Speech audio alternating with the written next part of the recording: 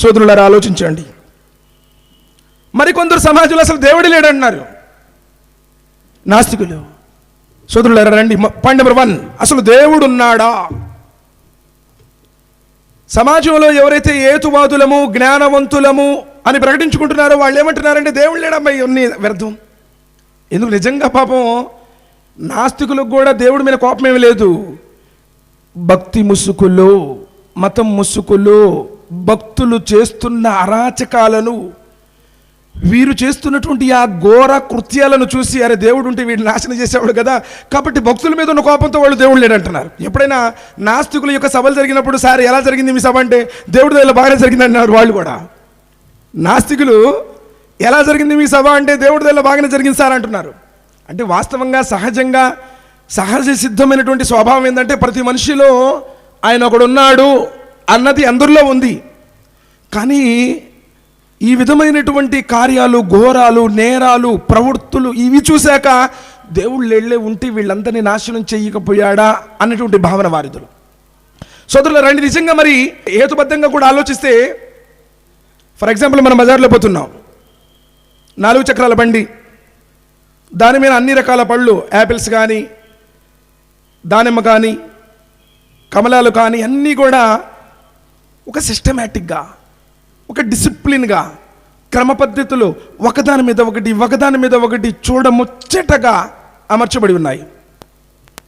బజార్ను పోయేవాళ్ళు కొందరు అంటున్నారు, బాబు వీటిని ఎవడు కూడా అట్లా పెట్టలేదు, వాటంతటా అవే అట్లానే ఉన్నాయి అన్నారనుకోండి, నమ్ముతారా? కాదు, బండి ఒక చోట నుంచి తయారు చేయబడి వచ్చింది, దాని మీద ఉన్నటువంటి ఫలాలు ఎక్కడి నుంచో వచ్చాయి, వాటన్నింటినీ ఒక అందంగా ఆకర్షణీయంగా ఆ బండి మీద పేర్చినటువంటి వాటన్నింటినీ సెట్ చేసినటువంటి సెట్టర్ ఒక్కడున్నాడు. సోదరులను ఆలోచించండి. అంటే అందమైనటువంటి ఈ ప్రకృతి, ప్రపంచానికి వెలుగునిచ్చేటువంటి సూర్యుడు, రాత్రిపూట చంద్రుడు, భూమి మీద ఉన్నవారు, మన చుట్టుపక్కల ఉన్నటువంటి జీవరాశులు, గాలిలో విహరించేటువంటి పక్షులు, ఇవన్నీ కూడా వాటంతటవే వచ్చాయి అంటే నమ్మేస్తావా? సైన్స్ ఏమంటుందంటే ఒకవేళ నిజంగా సూర్యుడు ఏ స్థానంలోనైతే ఉన్నాడో ఖచ్చితంగా తన నిజ స్థానంలోంచి ఒకవేళ భూమికి దగ్గరలో ఉంటే భూమి మీద ఉన్న సముద్రాలన్నీ మాడి మసైపోతాయి, ఏ జీవరాశి కూడా మిగిలి ఉండదు. పోనీ ఒకవేళ సూర్యుడు తన నిజ స్థానం కంటే ఇంకా ఎక్కువ దూరంలో ఉంటే సముద్రాలన్నీ గడ్డ కట్టుకుపోయాయి, ఉష్ణోగ్రత లేక పంటలు పండేవి కాదు. మరి ఖచ్చితంగా సూర్యుడు అక్కడే ఉండాలి అని సెట్ చేసిన వాడెవడు? సోదరులను ఆలోచించండి. ఇవన్నీ జ్ఞానంతో ఆలోచించాలి. ప్రతి ఒక్కటి ఒక సిస్టమేటిక్గా ఉంది. నిజంగా దేవుడు లేడు, ఎవడు సెట్ చేయలేదు అనుకుంటే చిందరవందరగా ఉండాలి.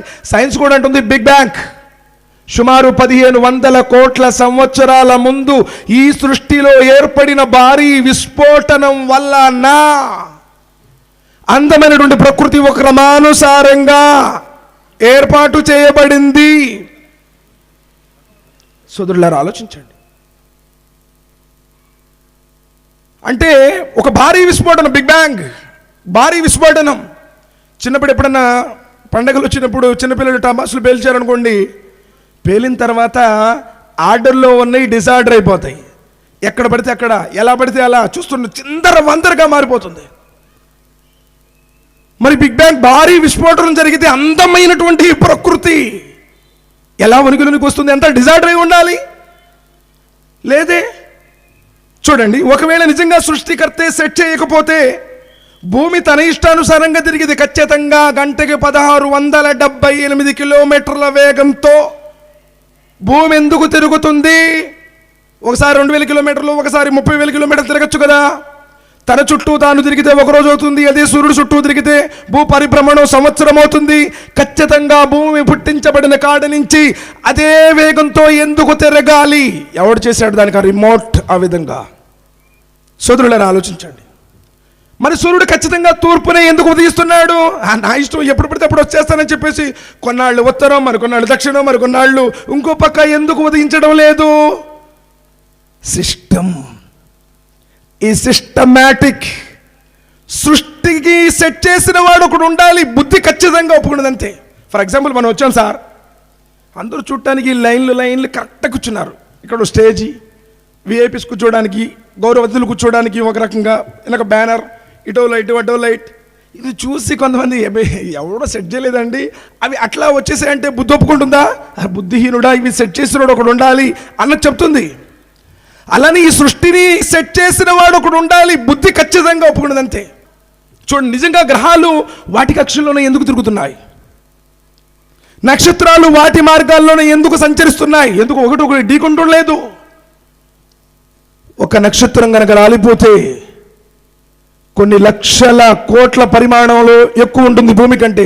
సూర్యుడు భూమి కంటే 13 లక్షల రెట్లు పెద్దోడు. అంటే ఇల్లు కట్టుకోవడానికి ఎప్పుడైనా మనం ట్రాక్టర్తో ఇసుక తెప్పించుకుంటాం. విశ్వంలో ఈ భూమి ఎంత ఉంటుందంటే, ట్రాక్టర్లో ఒక ఇసుక రేణు ఎంత ఉంటుందో విశ్వంలో ఈ భూమి అంత ఉంటుంది. ఇంకా విశ్వం ట్రాక్టర్ ఉంటుంది.